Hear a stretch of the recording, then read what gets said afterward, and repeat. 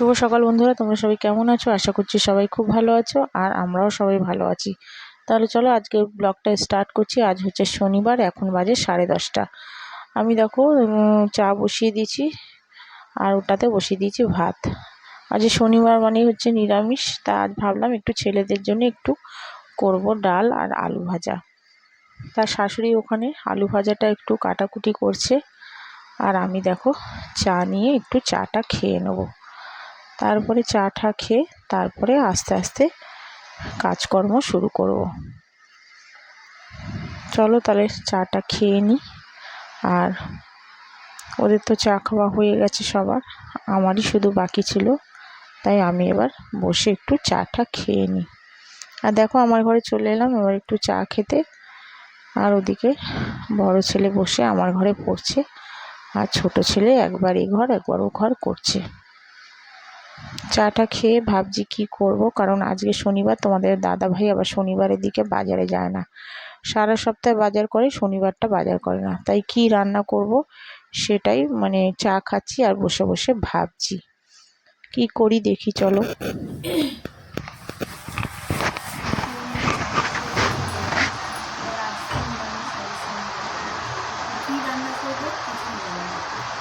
কালকে একটুখানি দেখো ইঁচড় নিয়ে এসেছিলাম, ইঁচড় কেটে নিয়ে এসেছিলাম, এইটা একটু করবো। আর একটুখানি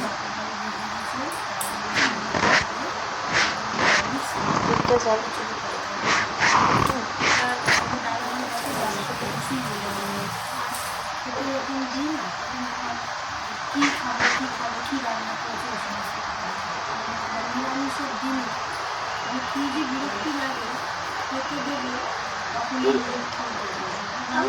নিরামিষ খেতেই খাই। যাওয়ার সময় তো বলে যাবে তখন কাজে দেবে, তখন তো ভালো লাগে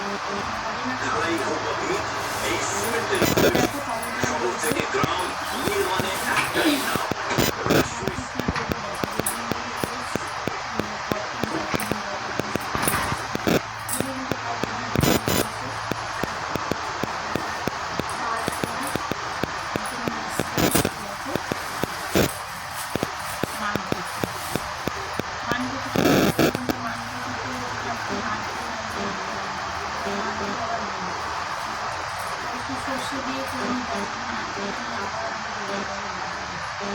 ভাবছি কী করবো না করবো, দেখি কোনটা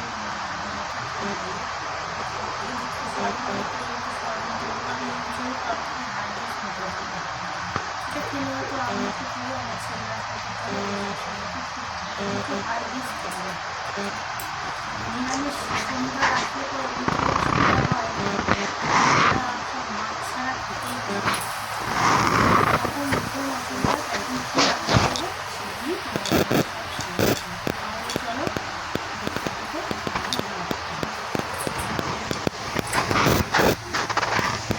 তা চলো এবার উঠে আমি এবার একটু সবজিগুলি কেটে নেব।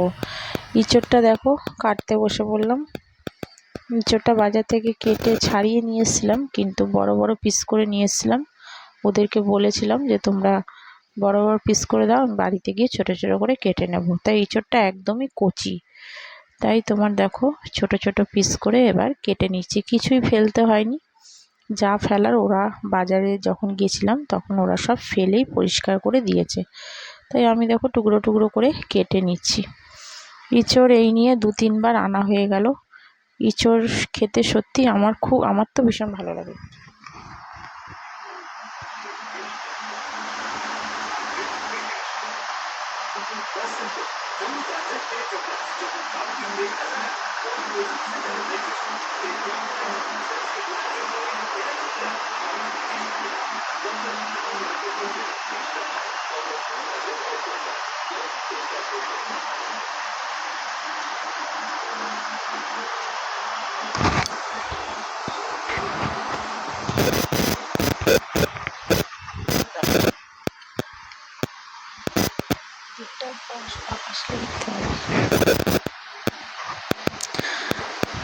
দেখো এবার তেলটা বসিয়ে দিয়েছি, এবার একটু মুগ ডালটা ভেজে নেব।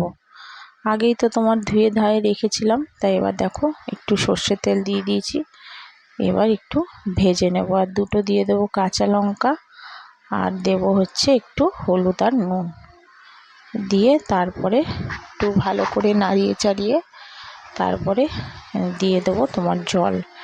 এটা আবার সিদ্ধ হবে, সিদ্ধ হওয়ার পরে এটা ওই গ্যাসটায় বসিয়ে দেবো। আর এই গ্যাসটায় আবার যা রান্না করব সেটা আবার এই গ্যাসে বসিয়ে দেবো। ঘরের এখনও কাজকর্ম বাকি রয়েছে, তাই আজকে আগেই চলে এসেছি একটু মানে ঘর রান্না করতে, কিছু কিছু রান্না করব, তারপর বসিয়ে দিয়ে আবার ঘরের কাজও করব। দেখো এবার তেলটা গরম হয়ে গেছে, দিয়ে দিচ্ছি হচ্ছে তোমার বিনসগুলি কেটেছিলাম, বিনসগুলি ধুয়ে ধায়ে রেখেছিলাম, তা বিনস দিয়ে দিলাম। বিনসগুলি একটু ভাজা ভাজা হয়ে গেলে তারপরে বিনসগুলি নামিয়ে তারপরে গাজরটা ভেজে নেব। বাজারে গেছিলাম তোমার একটু ফুলকপি আনতে, তা ফুলকপি পেলাম না, ভেজ ডাল করব। তা ভেজ ডাল করতে গেলে তোমার একটু ফুলকপি মানে গাজর বিনস এসব দিলে খেতে ভালো লাগে, কিন্তু সারা বাজারেই তোমার ফুলকপি ছিল না। কয়েকদিন ধরেই জানো তো বড় ছেলে বলছিল মা একটু ভেজ ডাল করো, ভেজ ডাল করো, করব করে আর মানে করাই হচ্ছিল না। তাই ভাবলাম আজকে করেই ফেলি, তাই সব কিছুই ঘরে ছিল, শুধু ফুলকপিটা ছিল না। ফুলকপিটা আনতে গেলাম কিন্তু বাজারে নেই। দেখো ওটাতে ডাল সিদ্ধ বসিয়ে দিলাম, আর এটাতে দেখো বসিয়ে দিলাম দু রকম তরকারি করব, সয়াবিনের তরকারি আর একটু ইঁচড়টা যে কাটলাম ইঁচড়ের তরকারি। তা দু রকম তরকারি করব। দেখো আলু কেটে নিয়েছি আগে, শাশুড়ি কেটে রেখেছিল, তা সেগুলি আমি একবারে ভেজে ফেললাম। দেখো সিদ্ধ হয়ে গেছে ইঁচড়টা। এবার ইঁচড়টা করব হচ্ছে মটর ডালের বড়া দিয়ে। মটর ডালের বড়া দিয়ে ইঁচড় যখনই আমি নিরামিষ করি বেশিরভাগই আমি মটর ডালের বড়া দিয়ে করি। মটর ডালের বড়াটা দিয়ে করলে খুব সুন্দর লাগে খেতে, তাই ঘরেও মোটামুটি ছোট ছেলেও ভালো খায় আমার সঙ্গে, আর ও ঠাকুমা একটু আধটু খায়, বড় ছেলে আর ও তোমাদের দাদাভাই ওইসব আর খাবে না, তাই ওদের জন্য আবার সয়াবিনের তরকারি করলাম। কারণ শুধু ইঁচড়ের তরকারি যদি করি তাহলে ওরা আবার খাবে কি দিয়ে, তার জন্য ওদের জন্য আবার সয়াবিনের তরকারিটা করব। দেখো এবারে ভেজ ডালটা করে নেব। দিয়ে দিলাম দুটো তেজপাতা, দুটো শুকনো লঙ্কা, আর দিলাম জিরে ফোড়ন দিয়ে এবার একটু ভালো করে নাড়িয়ে চাড়িয়ে দিয়ে দেবো একটু আদা বাটা। আদা বাটা দেখো দিয়ে দিলাম, দিয়ে এবার এটা একটু নাড়িয়ে চাড়িয়ে তারপরে তোমার দেখো গাজর আর বিনসটা দিয়ে দিলাম, দিয়ে তারপরে তোমার দিয়ে দিলাম হচ্ছে কাজু বাদাম কিশমিশ আর দুটো এলাচ আর হচ্ছে একটুখানি ছোট একটু দারচিনি দিয়ে ভালো করে দেখো নাড়িয়ে চাড়িয়ে একটু হলুদ দেবো আর জিরে আর একটু মিষ্টি দিয়ে ভালো করে নেড়ে চেড়ে তারপরে এদিকে ডালটাও তো তোমার সিদ্ধ হয়ে গেছিলো, ডালটা ভালো করে কাটা দিয়ে মানে ঘুটে তারপরে ঘেটে ঘুটে নিয়ে তারপরে তোমার রেখে দিয়েছিলাম। এবার দিয়ে দিলাম হচ্ছে দিয়ে দেবো এবার ডালটা। দেখো এবার এটাকে একটু নাড়িয়ে চাড়িয়ে এবার ডালগুলি দিয়ে দেবো। এবার ডালটাও দিয়ে দিলাম। ডালটা দেখো বেশি মানে গাঢ় করিনি, একদম পাতলা। দেখো কি সুন্দর হয়েছে ডালটা দেখতে। অনেক দিন ধরেই তোমার ছেলে তোমার এরকম ভেজ ডাল খাবে খাবে করছিল, করব করছিলাম আর করে উঠতে পারছিলাম না, তা যাক করে ফেললাম। দেখো এবার করে নেবো ইঁচড়ের তরকারিটা। এখন দিয়ে দিলাম হচ্ছে আলুগুলি, এবার দিয়ে দিলাম। দেখো আলুগুলি তো আগেই ভাজা ছিল, এবার দিয়ে দিলাম এগুলি। এবার দিয়ে দেবো একটু আদা, তারপর এটা হতে থাক। তারপরে দেখো চলে গেলাম হচ্ছে কাস্তে, কটা কাঁচা কুচিও ছিল সেগুলি ভিজিয়ে রেখেছিলাম, কাস্তে আর পাচ্ছিলাম না, তার তরকারিটা আবার বসিয়ে দিয়ে তারপরে চলে এলাম হচ্ছে কাস্তে কেচে টেচে। তারপর দেখো এগুলি মেলে দিচ্ছি, সব এখানেই সব মেলে দিই, যখন অল্প অল্প থাকে তখন এখানেই মেলে দিই সব। হয়ে গেল, এবার ওগুলি আবার সব ব্যালকনিতে মেলে দিলাম। আর দেখো ঘরের কোনো কাজ হবে না,